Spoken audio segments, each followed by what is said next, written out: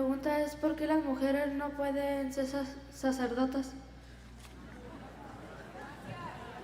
Solo hay un sentido muy teológico, porque el sacerdote es otro Cristo. Otro Cristo significa no otro distinto a aquel, sino es la persona de Cristo en el sacerdote. In persona Christi se llama. Cristo en la persona del sacerdote. Y teológicamente Cristo no fue mujer, fue hombre. Esa es la razón teológica primaria, que no puede ser sacerdotisa una mujer, porque va a representar a Cristo que fue hombre. En segundo lugar, porque las mujeres antes de venir Cristo no valían nada, era cero a la izquierda. Y el que vino a darle el valor a la mujer, según dice Gálatas 3:28, ya no hay diferencia entre judío y griego, hombre y mujer. El que hizo eso fue Cristo. Cristo fue el que le dio el realce a la mujer. La puso en lo alto, sin diferencia del hombre. ¿Lo encontró? Gálatas 3:28. Y ya con el bautismo, ya no hay diferencia entre hombre y mujer. Bueno, lo buscan en la casa. Dice que con el bautismo ya no hay diferencia entre hombre y mujer, esclavo o libre y eso. Cristo nos dio el realce a la mujer, la puso al mismo nivel del hombre. Ahora bien, ¿lo encontró? Léalo a ver. Ah, no, todavía no lo he encontrado. No lo lea. Dice, cuando Cristo instituyó la Eucaristía, ahí ordenó los sacerdotes. No porque estuvieran desordenados, porque todavía seguimos desordenados, sino porque recibieron la orden. Hagan esto en memoria mía, es una orden. Entonces esa ordenación no viene de contrario a la desorden, sino mandato, una orden. Hagan esto. Cuando Jesús instituyó los sacerdotes, a pesar de que estaba su madre, que era la mujer más pura que cualquier sacerdote, él no quiso que estuviera en la mesa, porque no quiso. Y no quiso poner ninguna mujer, quiso colocar puros hombres. El problema es, ¿y por qué él quiso puros hombres? Ahí nos toca cuando muramos preguntarle. Pero en la Biblia muestra que fue puro hombre. Algunos dicen que es porque la mujer no guarda secreto. Yo no sé, la verdad o mentira, yo no sé, que la mujer en un momento dado, la mujer obligada, saca. O cuando se pone brava con el marido, lo saca todo, ¿no? Así también, cuando se pone brava con la persona, todo lo que le dijo en la confesión, lo saca. Mientras que el sacerdote tiene que morir, y han muerto muchos sacerdotes por no decir, cuando los gobiernos dictatoriales le dicen, a ver, ¿qué fue lo que confesó aquella persona? Si no me dice, lo mato. Máteme, y han muerto muchos. Una mujer no aguanta eso. No, yo le digo, pero no me mate. Eso lo dice la psicología, ¿no? La psicología femenina. Ajá, mire donde Cristo instituyó, que digo, igualó al hombre y a la mujer. Si la herencia es el fruto de la ley. No. Gálatas 3:28 no dice eso. Ya no hay diferencia entre judío y griego, entre esclavo y hombre libre. No se hace diferencia entre hombre y mujer. Si Cristo fue el que hizo eso, ¿por qué Él no quiso colocar a una mujer como sacerdotisa? ¿Y por qué los apóstoles tampoco? En los Hechos de los Apóstoles, que es lo que hicieron los apóstoles, no hablan de mujeres sacerdotisas. No tenemos la respuesta exacta de por qué Cristo no lo hizo, pero sabemos que no lo hizo. Gracias a su pregunta.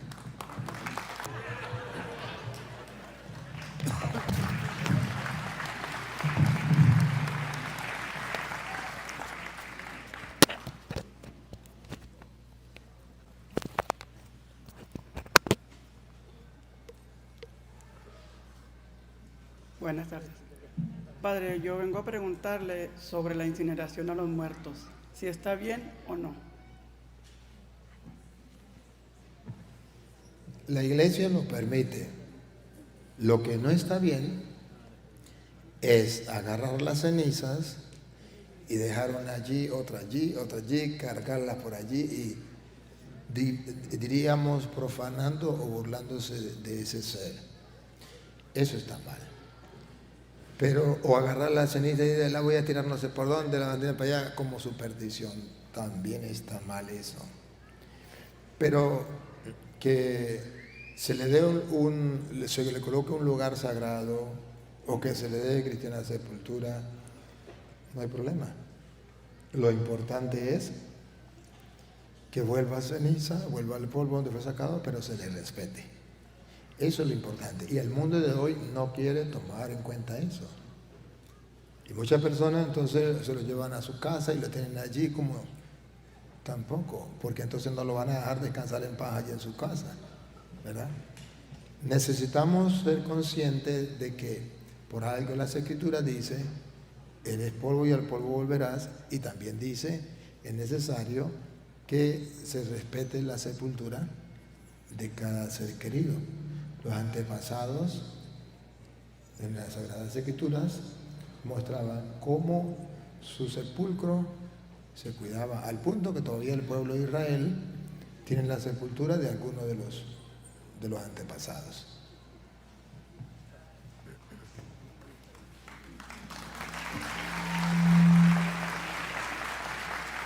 Padre, yo quiero hacerle una pregunta acerca de las misas tridentinas. Si es lo mismo lo del padre de Monseñor Lefebvre o el Vaticano no lo acepta. Hay otras misas tridentinas, porque en Ciudad Juárez un sacerdote me dijo, no, a esa que usted quiere ir no está autorizada por el Vaticano, es de Monseñor Lefebvre.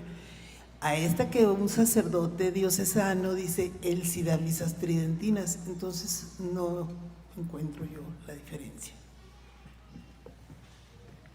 Ciertamente Lefebvre, que se separó de la iglesia, no está en conexión con la iglesia. Si es de Lefebvre, en división, no es de la iglesia católica. Es una separación, es algo fuera de la iglesia, es como una secta. Ahora, hay un problema con mucha gente que quiere decirle a los demás que la misa, normalmente que ustedes y yo vamos, que esa misa no vale. Y yo en forma de broma, ojalá y no me lo tomen a mal, les digo, se la fumó verde. ¿Sí? Ojalá no lo tomen a mal. Pero eso no está bien.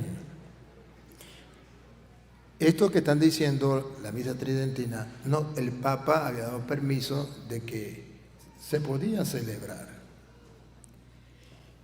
Pero resulta que algunas personas más papistas que el Papa quieren imponer como si esa fuera la única misa valedera. ¿Me captan? Buscando una división, una separación en la iglesia. Entonces el Papa dice, ya va, así no es. No es que el Papa como tal esté en contra de la misa tridentina, está en contra de la forma de actuar de la gente que quiere hacerle creer al mundo que esa es la única misa que es válida, porque esta es en latín y porque es de espalda al pueblo, porque no sé cómo, que esa es la misa verdadera. No, hermano, así no es. Entonces, esta gente que anda más que propagando la misa tridentina es dividiendo la iglesia, atacando al Papa, pone como blanco así, ¿no? Para no decir que estoy en contra del Papa, dicen, es que el Papa está en contra de la misa verdadera. ¿Y por qué la nuestra no es verdadera? Porque esa fue del Vaticano II para acá. Y esa no es verdadera. ¿Por qué el Vaticano II no es verdadero? Porque usted le da la gana de decir que no es verdadero. No, porque ahí no está el Espíritu, ese día no estaba el Espíritu Santo, andaba de vacaciones, andaba conmigo de vacaciones. ¿Se la fumó verde o le patina el coco? El Espíritu Santo ha actuado en la iglesia y seguirá actuando, porque fue la promesa de Jesús. Según dice San Juan capítulo 14, versículo 16, Jesucristo hizo una promesa. Él enviará, incluso Hechos de los Apóstoles 1:8. Escuche, Juan 14, 16. Y yo rogaré al Padre y les dará otro protector que permanecerá siempre con ustedes. ¿Qué permanecerá? Siempre con ustedes. ¿Qué es lo que no entienden ahí? ¿Qué significa siempre? Hasta el Vaticano II, antes del Vaticano II, después del Vaticano II ya no. No, aquí dice, permanecerá siempre con ustedes. Ahora que venga alguien a decirme, esto que Jesús dijo, que el Espíritu Santo permanecerá siempre con la iglesia, Jesús no lo pudo cumplir. Ahora yo tuve una revelación y ahora Jesús me dice que esa promesa se rompió en el Vaticano II y ahí el Espíritu Santo se fue de vacaciones. No, dice que no tendrá vacaciones, será por siempre, estará con ustedes. La ignorancia es atrevida. Entonces viene a decir, todo lo que el Vaticano II, ¿qué era el Vaticano II?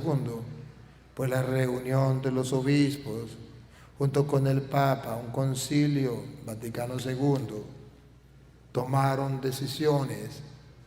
Esas decisiones se respetan, como se hizo en el primer concilio. El primer concilio está en los Hechos de los Apóstoles, capítulo 15.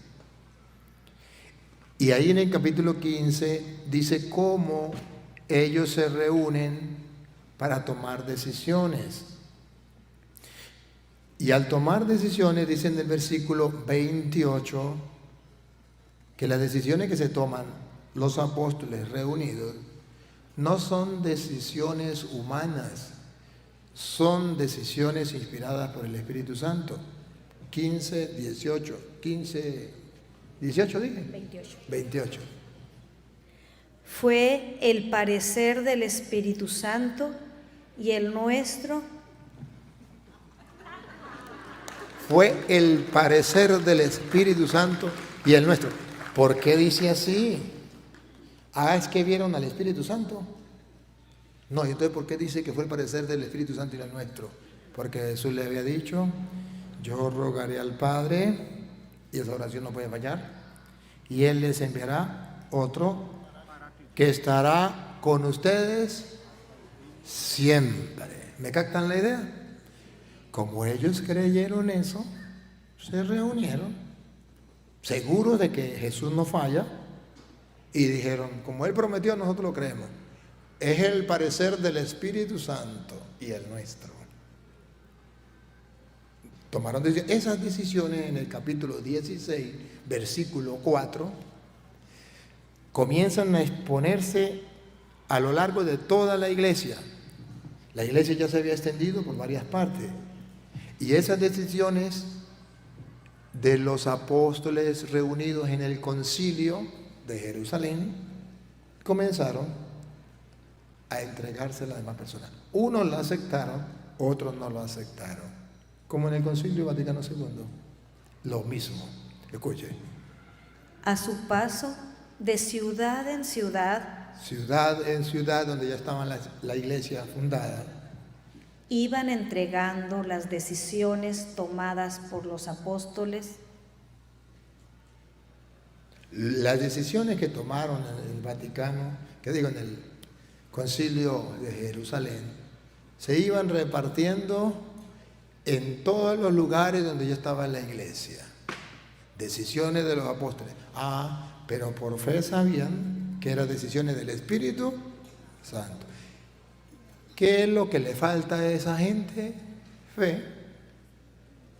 ¿Y por qué nosotros creemos que el Vaticano II es válido? La misa es válida. Porque sabemos por fe que es la decisión del Espíritu Santo y los obispos junto con el Papa. ¿Otra vez? A su paso, de ciudad en ciudad, iban entregando las decisiones tomadas por los apóstoles y presbíteros en Jerusalén y exhortaban a que las observaran. Y le decían a la gente que tenían que observarla. Y la gente las observaba. Sigue. Estas iglesias se iban fortaleciendo en la fe y reunían cada día más gente. Con las decisiones de los apóstoles, ¿qué iba haciendo la iglesia? Se iban fortaleciendo en la fe y reunían cada día más gente. Entonces ellos fueron tomando decisiones para que mucha más gente se integrara a la iglesia. ¿Qué fue lo que hizo el Concilio Vaticano II? Lo mismo. Pero son decisiones que se tienen que tomar en cuenta, pero que ellos, porque son más papistas que el Papa, no las quieren tomar en cuenta. ¿Y cuál es el final de ellos? El final es este. La misa no es válida. El Papa no es el verdadero Papa. Es un Papa falso. Es el anticristo. Dios mío santo, ¿dónde lo han leído? ¿En qué parte de las Escrituras? Si ustedes ven que las Sagradas Escrituras, cuando hablaba de Pedro como Papa, por ejemplo en Juan 21:15, Pedro me ama más que estos, apacienta mis corderos. Por segunda vez, cuida mis ovejas. Por tercera vez, apacienta mis ovejas. 3 veces, y le dijo que la tarea de Pedro era apacentar el rebaño de Cristo. Y no dijo que ese Pedro iba a ser el anticristo, sino más bien dijo que era el que iba a apacentar el rebaño. Escúchenlo. Cuando terminaron de comer, Jesús dijo a Simón Pedro: Simón, hijo de Juan, ¿me amas más que estos? Contestó: Sí, Señor, tú sabes que te quiero. Jesús le dijo: Apacienta mis corderos. Ahí está. ¿Por qué ellos no quieren dejarse apacentar por el Papa? Porque el Papa solamente va a apacentar A mis corderos. a los corderos de Cristo. Y si ellos no se dejan apacentar por el Papa, es porque ya no son del rebaño de Cristo, se salieron y se fueron con otros. Eso es un problema. Cuando San Lucas presenta, San Lucas 22:31, presenta lo que ustedes están viendo de la iglesia, una iglesia zarandeada por el diablo, que incluso muchos obispos alemanes han comenzado a tambalearse. Cuando la gente ya no sabe qué creer porque hay un cura que dice una cosa, otro dice otra, y la gente está tambaleando que no sabe qué hacer. Escándalo por allí, escándalo por allá, y la gente no sabe qué hacer. Están zarandeados por el diablo. ¿Cuál fue la indicación del maestro? ¿Qué nos indicó el maestro cuando llegara ese momento? Lucas 22:31. Simón, Simón, mira que Satanás ha pedido permiso para sacudirlos a ustedes como trigo que se limpia. ¿No lo están viendo que la iglesia está siendo sacudida como el trigo que se limpia? Ahora escuchen. Pero yo he rogado por ti para que tu fe no se venga abajo, y tú, cuando hayas vuelto, tendrás que fortalecer a tus hermanos. El Papa no es motivo de separación. El Papa es el motivo de unidad y es el motivo de mantenernos firmes en la fe. Tú tendrás que fortalecer a tus hermanos. ¿Cuándo? cuando la iglesia sea zarandeada o limpiada como el trigo. A mí me gusta la palabra esa. ¿Cómo es? ¿Limpiada es? Zarandeada. A ver, un poquitico más atrás. Sacudirlos, perdón. Que Satanás ha pedido permiso para sacudirlos a ustedes como trigo que se limpia. Ah, como trigo. A mí me gusta la traducción, ¿sabe por qué? Porque en la sacudida que el diablo le da a la iglesia, usted puede detectar cuál es el trigo que está bien limpio. ¿Cuál es el cristiano que tiene una fe limpia, pura, verdadera? Usted puede descubrir cuál es el que sigue verdaderamente la Sagrada Escritura, que sigue verdaderamente a Cristo. Y puede detectar cuáles son los que están todavía con oscura la mente. Hermano, a mí me duele mucho esto, porque he visto por internet páginas y páginas y páginas en contra del Papa. Y cuántos católicos, incluso que siguen las enseñanzas mías, me han escrito: Padre, nosotros lo seguimos a usted, pero vemos que usted no dice nada en contra del Bergoglio ese, que es el anticristo, el falso Papa, y usted no dice nada. Yo con el corazón sangrando de dolor les he respondido, pero me da mucha tristeza. Me da mucha tristeza porque veo que no ha tomado en cuenta las enseñanzas que hemos dado sobre la iglesia, sobre el Papa. ¿Cuántos videos tengo expresándole lo que es sobre el Papa? Y no lo han entendido todavía. Jesucristo dice: yo he rogado por ti para que tu fe no venga abajo. Tú fortalece a tus hermanos. ¿Por qué no dejarnos fortalecer por el Papa ahorita? ¿Por qué no? Fortalece a tus hermanos. El católico que quiera mantenerse fortalecido debe unirse al Papa. Él es el pastor del rebaño de Cristo, y Cristo prometió que nadie podría vencer esa iglesia donde está Pedro como pastor. Tú eres Pedro, sobre esta piedra edificaré mi iglesia, y los poderes del infierno jamás la podrán vencer. Y no me puedo separar de ese Papa, porque dijo: y a ti te daré la llave del reino de los cielos. Distinto a lo que enseña esa gente, que el Papa es la bestia y es un falso profeta y es un falso Papa. Dice: no, a ti te daré la llave del reino de los cielos. ¿Qué es lo que no entienden? Lo que me da tristeza es ver cómo el católico es engañado con tanta facilidad. Cualquier tonto que venga y diga unas cuantas tonterías, ya todo el mundo le está creyendo. Qué novedoso, qué fantástico. Ese sí tiene la verdad. Claro, no tienen como fundamento la Biblia, porque ninguno de esos, y sé que me están viendo, ninguno de ustedes, porque me ven, ¿sí? Y me tiran piedra.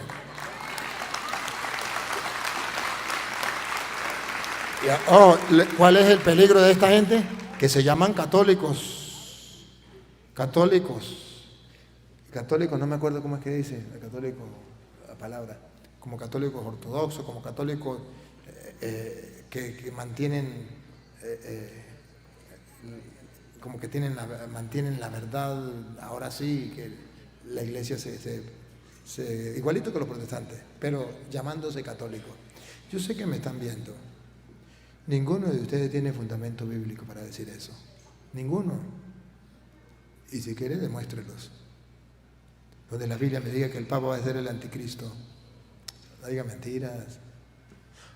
Pero tenemos a lo mejor un obispo que está en contra del Papa y dijo que el Papa era un falso profeta o era el antipapa. Pero esa no es la Biblia. Es un miembro de la iglesia que comenzó a apartarse de la doctrina de la iglesia, y a lo mejor el Papa no lo complació en sus caprichos, y entonces se va en contra del Papa. No, pero es que es un cardenal. ¿A mí qué me importa que es un cardenal? Pues un obispo. A mí en las Escrituras Jesucristo me muestra que el que va a fortalecer a los hermanos cuando la iglesia esté zarandeada es el Papa, es Pedro. Es más, San Pablo viene a decir que hay un momento que incluso puede uno de los nuestros, dice Pablo en Gálatas capítulo 1, versículo 8, aunque sea uno de nosotros, ahí está dejando entender que puede existir un cardenal, un obispo, que le lleve la contraria al Papa, o varios obispos. ¿Han visto los obispos alemanes? Algunos obispos alemanes que están en contra del Papa y exigiéndole al Papa, es que eso está escrito, véanlo, Gálatas 1:8. Pero aunque nosotros mismos,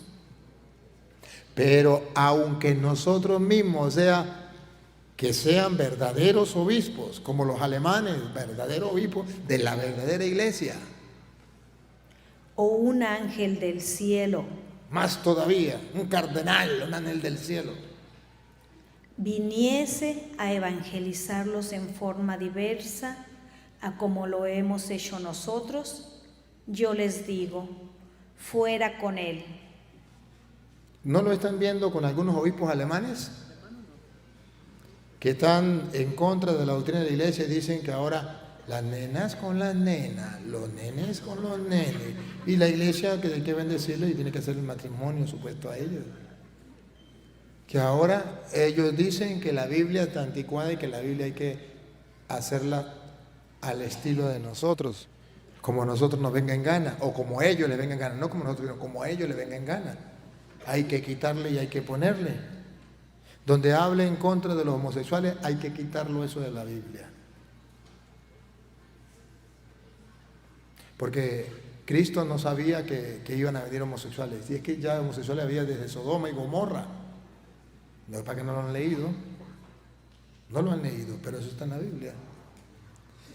Entonces, queridos hermanos, esto es un gran problema que tenemos con gente que se llama católico y están en contra del Papa porque saben aquel dicho: heriré al pastor y se dispersarán las ovejas. Ahora, yo aprovecho para decirle a ustedes por qué estamos viviendo esto. Y perdónenme, pero que no puedo callar. Estamos viviendo esto por la ignorancia crónica que hay en la iglesia de las Sagradas Escrituras. Ciertamente que no en todos, pero sí en muchos, incluso ministros de la iglesia. Llámense obispos, llámense sacerdotes, llámense cardenales. Y nadie me puede decir que no. Y nadie me puede decir que es que yo estoy inventando o que me la tiro de sabiondo. No, es que tengo pruebas. ¿Quiénes son los obispos de Alemania que están en contra de la doctrina de la iglesia, en contra del Papa, en contra de Jesucristo? Aquellos que estudiaron gelajea y estudiaron teología, pero no estudiaron las Sagradas Escrituras, para conocer qué dice Cristo y para mirar que nadie puede cambiar las Escrituras, aunque sea un ángel bajado del cielo. Sigue leyendo. Se lo dijimos antes y de nuevo se lo repito. Si alguno viene con un evangelio que no es el que ustedes recibieron, maldito sea. ¿Qué? Maldito sea.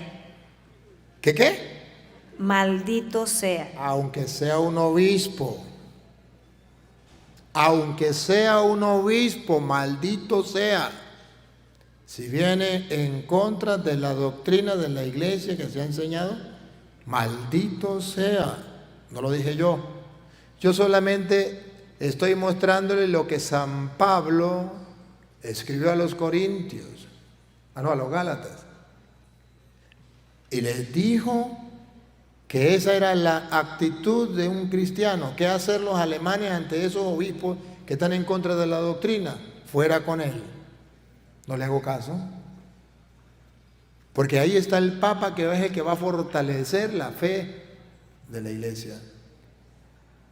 Y hago un llamado a los obispos y a los sacerdotes encargados de los seminarios. La culpa de que esos obispos perdieron de vista la doctrina de la iglesia y la enseñanza de Jesucristo, óiganme bien, formadores de seminarios, señores obispos, mis respetos para ustedes.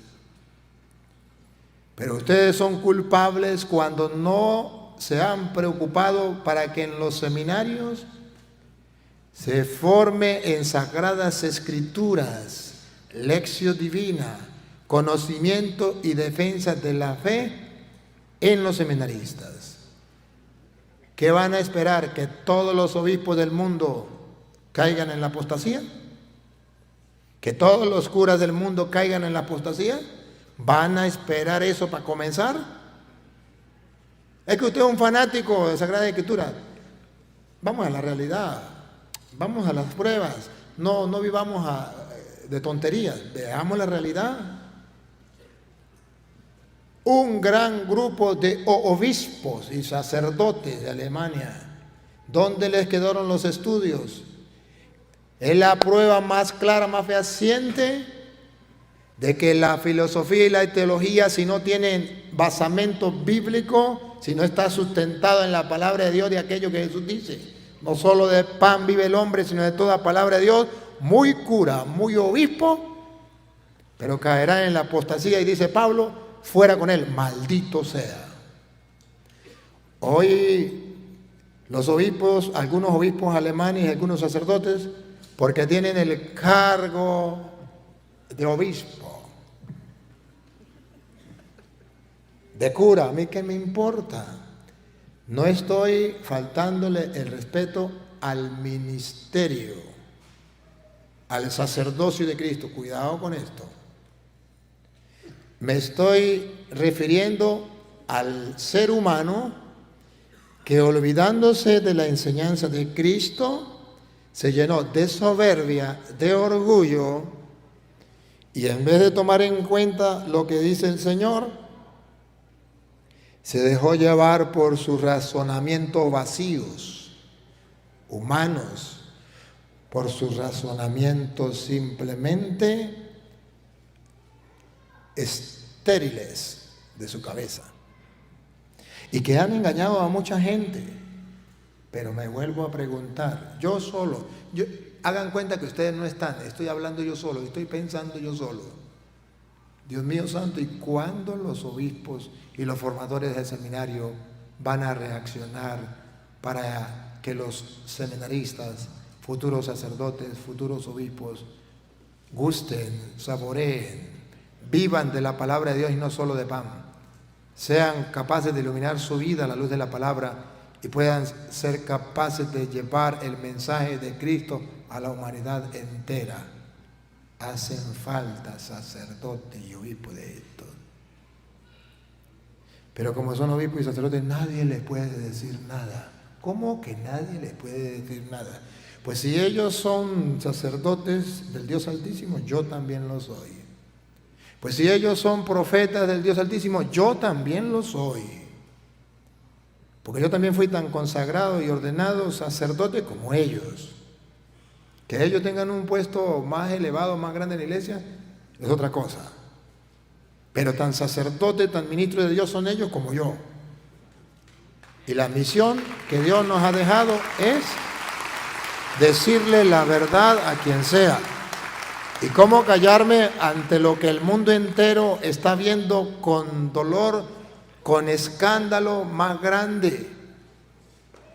De que los mismos obispos estén destruyendo la doctrina de la iglesia. Eso no se había visto, eso, fin de mundo, diría mi mamá. Fin de mundo. ¿En qué cabeza cabe? Da lástima, pero hay que hacer algo. Hay que corregir. Y eso se corrige en los seminarios. Cuando se les meta aquí y aquí la palabra de Dios a los seminaristas. El mundo anda en una densa oscuridad que invade incluso a los curas y obispos. Y que solo la luz de la palabra de Dios, como dice el salmista, Salmo 119, 105, podrá sacarlo de esa oscuridad, iluminarlos a ellos e iluminar al mundo. Porque su palabra, esa que esos señores obispos y esos señores sacerdotes han abandonado, es la lámpara para nuestros pasos, es la luz en nuestro sendero. Escúchenlo. Para mis pasos, tu palabra es una lámpara, una luz en mi sendero. Y si he abandonado la palabra y la he tirado a la basura, qué grande oscuridad en ese sacerdote. Qué grande tiniebla en ese obispo. Pobre pueblo, pobre ovejas. Y se convertirán en asalariados. O se convertirán en lo que dijo Jesús: si un ciego guía a otro ciego, los dos caerán en el mismo hueco. Con razón Jesús decía que el pueblo andaba como ovejas sin pastor. Y cuando el pueblo andaba como ovejas sin pastor, Jesús tomó la bella iniciativa de comenzar a predicarles, a enseñarles largamente. Por eso, y solo por eso, es que me he tomado la molestia de predicarles a ustedes. Me refiero a los que siguen a través de las redes sociales esta enseñanza, para que ustedes no se dejen aplastar por esas densas tinieblas y oscuridad que invaden el mundo. Porque si llueve por allá, imagínense donde están los obispos y los curas, ¿cómo será donde están ustedes? Si esa oscuridad los agarra a ellos, ¿cómo será para ustedes? Pueblo querido de Dios, laicos amados de mi corazón, para que ustedes no se dejen llevar por ese despeñadero, por ese barranco, porque la oscuridad es grande en el mundo. Déjense iluminar por la palabra de Dios. Hay algo que se llama Catecismo de la Iglesia Católica, que es la doctrina de la Iglesia Católica. Y ese Catecismo de la Iglesia Católica tiene incluso, se llama citas bíblicas, donde fundamenta la doctrina. Y ustedes pueden ver la doctrina de la Iglesia, aferrarse a ciegas, abrazar esa doctrina, sustentarla en las Sagradas Escrituras y morir fielmente en esa doctrina, iluminado por la palabra, sin que lo saque nadie. Y cuando ustedes se aferran a la palabra de Dios, verán claritico, porque lámpara es su palabra para mi paso, luz en mi sendero. Verán claritico cuando un sacerdote les está diciendo verdad o les está diciendo mentira. Les está enseñando la doctrina de la iglesia o les está enseñando lo que a él le da la gana. Verán con claridad cuando un obispo está imponiendo como verdad de Dios sus propios caprichos, o podrá ver con claridad cuando un obispo está enseñando la doctrina de Cristo y lo está llevando por el buen camino.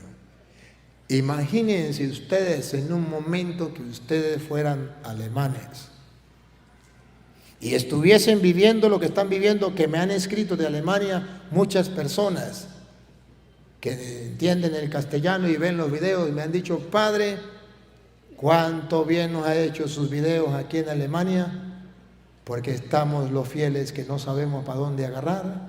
Cuando unos obispos dicen una cosa, otros otra, unos sacerdotes hacen una cosa, otros hacen otra y no sabemos qué hacer. Por un instante pónganse ustedes en Alemania y que ustedes tengan como obispo a esos obispos y que ustedes comiencen a escuchar que le digan sí al matrimonio de hombre con hombre, mujer con mujer. Nada con el Papa, lo que a nosotros nos dé la gana. Vamos a cambiar la Biblia a nuestra manera. ¿Serían capaces de ustedes de descubrir que algo malo está pasando en ellos? ¿Que hay bastante oscuridad en ellos? ¿O serían capaces de decir, puesto que son nuestros obispos, vamos a obedecerle aunque nos lleve para el mismo hueco? No, hermanos. Nuestros obispos merecen respeto y obediencia siempre y cuando nos lleven por el camino que nos indicó Cristo. Y para eso el Señor nos ha dejado la palabra de Dios que nos ilumina. Si un obispo le dice a usted, métale un tiro a su vecino, muy obispo, pero usted no lo puede hacer. ¿Y dónde queda la obediencia? Sí, pero la obediencia es cuando no se sale de las leyes de Dios. Y cuando se sale de las leyes de Dios, hay que obedecer a Dios antes que a los hombres. Pero Dios nos está mostrando y nos está advirtiendo en los fines de los tiempos que si el laico no se prepara con la palabra de Dios, puede ser engañado incluso por muchos miembros de la iglesia que no conocen. Yo les aseguro que muchos de ustedes conocen más de las Sagradas Escrituras que muchos sacerdotes. Un día tuve una triste experiencia cuando nos fuimos de paseo, llegamos a un pueblo, la señora, fuimos a comer a un restaurante y la señora era católica. Íbamos como algunos 20 o 30, entre sacerdotes y seminaristas, de paseo. No conocíamos a la señora ni la señora nos conocía a nosotros. Pero cuando llegamos a comer, la señora se quedó admirada que eran puros hombres y preguntó. Entonces dijimos, no, porque somos del seminario, estos son los padres y seminaristas. Dijo la señora, qué maravilla, esta es la casa de ustedes. Siéntense, yo soy la dueña del restaurante, pidan lo que quieran. Uno como seminarista viene hambriado. Pidan lo que quieran, imagínense ustedes. Pedimos lo que queríamos y comimos, pero cuando nos sentamos a comer, mientras llegaba la comida, comenzaron a hablar los seminaristas y los sacerdotes de los libros que habían leído. Yo me leía a Platón, Aristóteles, a no sé quién más. Y el otro decía, no, yo me leía el otro y bueno, tantos. Y la señora escuchaba, y yo también, escuchando. Cuando de repente la señora dice, perdone que lo interrumpa, yo soy como una cucaracha en medio de gallinas. O diríamos de gallos, ¿no? Pero, ¿puedo hacer una pregunta? Sí. Yo quisiera saber, ¿quién de ustedes se ha leído las Sagradas Escrituras? Se acabaron las risas.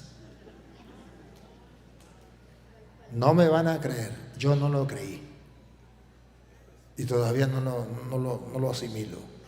Ninguno de ellos se había leído las Sagradas Escrituras. ¡Bárbaro! Ninguno. Y dijo un sacerdote, bueno, yo me comencé a leer el Nuevo Testamento. Me refiero a leerlo, porque en las misas van leyendo el capítulo de cada día, sí, pero leer la Biblia como tal para gustarla y saborearla, nunca se le había sentado a leer la Biblia. Digo, pues yo ya comencé. Otro seminarista dijo, bueno, yo ya me leí el Evangelio de San Mateo. El otro dijo, bueno, yo me leí el de San Mateo y de San Marcos.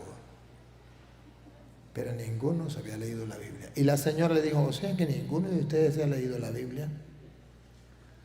Todos bajaron la cabeza. Y yo decía como el borrachito. ¿Sabe cómo decía el borrachito?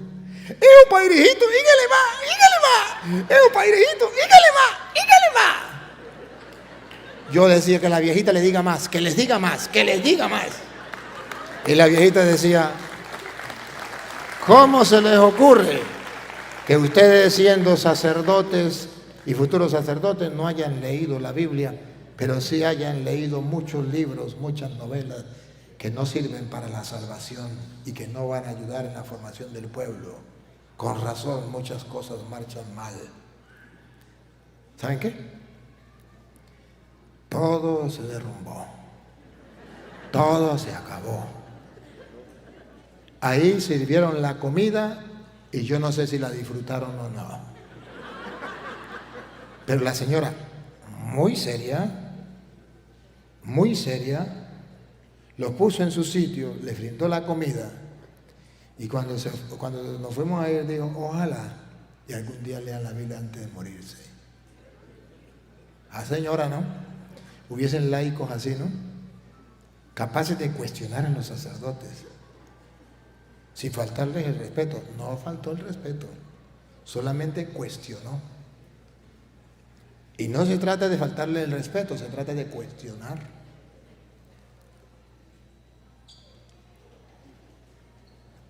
Ojalá y me escucharan los formadores del seminario. La lección divina es útil y necesario en el seminario. Y el conocimiento de la doctrina de la Iglesia sustentada en las Sagradas Escrituras es útil en el seminario. Llámele el nombre que usted quiera. Yo la llamo apologética. A mí, Luis Eduardo Jaime Toro, desde que he estudiado la apologética, he vivido mi fe 1000 veces mejor que antes. Me la he deleitado, me la he saboreado.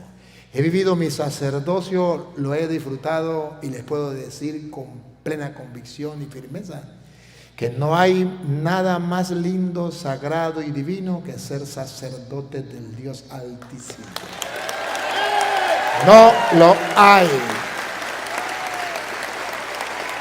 Y lo que el sacerdote puede hacer con la ayuda de Dios no lo hace ningún presidente en el mundo, ningún rey en el mundo.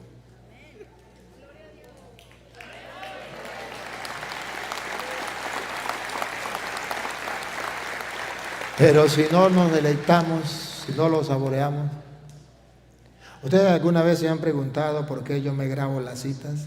No porque yo tenga más inteligencia y más memoria que ustedes, sino porque me leo la palabra de Dios en oración, porque sin oración no vale.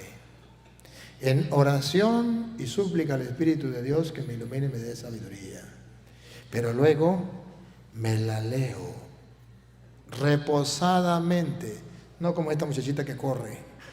No, así no. Así no se lee la Sagrada Escritura.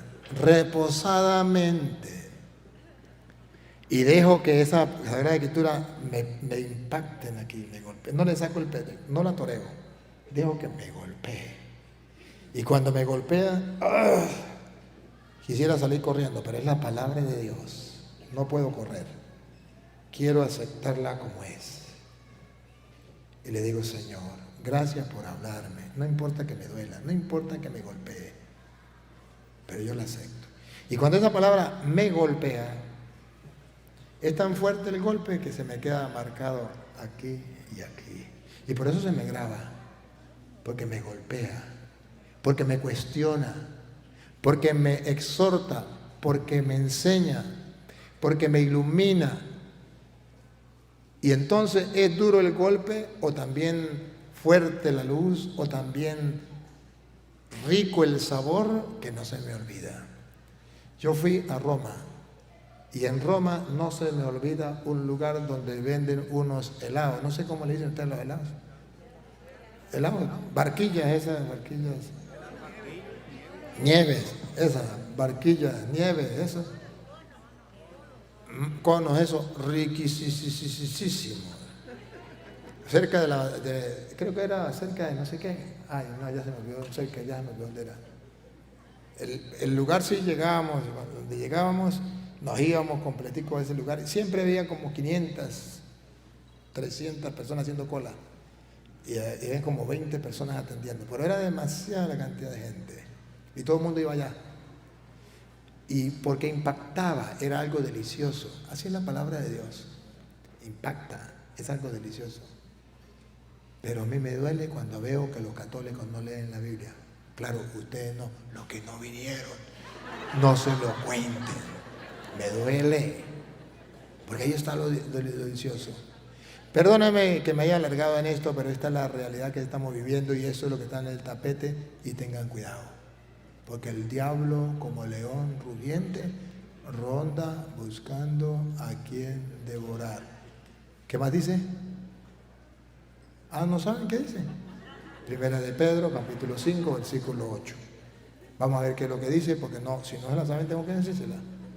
Porque si el diablo anda rugiente buscando a quien devorar y no sabemos qué hacer, perdimos el tiempo. Ahora, si sabemos qué hacer, Entonces nos vamos a defender. Primera de Pedro, capítulo 5, versículo 8. Vamos a ver.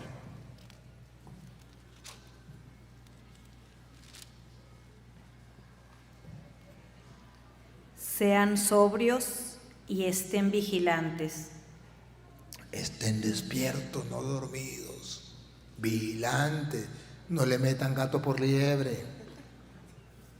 Porque su enemigo, el diablo, ronda como león rugiente, buscando a quien devorar. Y usted es una presa para él. Ahora, ¿cómo tenemos que enfrentarlo? Resístanle, ¿Cómo tenemos que enfrentarlo? Resístenle, firmes firmes. en la fe.